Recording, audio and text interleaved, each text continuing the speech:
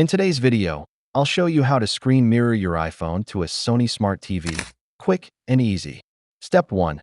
Connect both devices to the same Wi-Fi.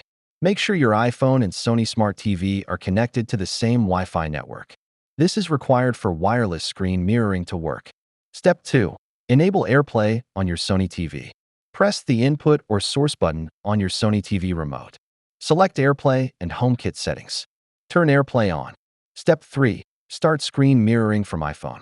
On your iPhone, swipe down from the top right corner to open Control Center. Tap on Screen Mirroring. Select your Sony TV from the list of available devices. Step 4. Enter the code if prompted. Your TV might show a 4-digit AirPlay code. Just type this code into your iPhone when asked. That's it. Your iPhone screen should now appear on your Sony Smart TV. Bonus tip: use third-party apps if AirPlay is not available. If your Sony TV doesn't support AirPlay, you can download apps like AirScreen, Power Mirror, or Let's View from your TV's App Store. Thanks for watching. If this helped, don't forget to like the video and subscribe for more tech tutorials.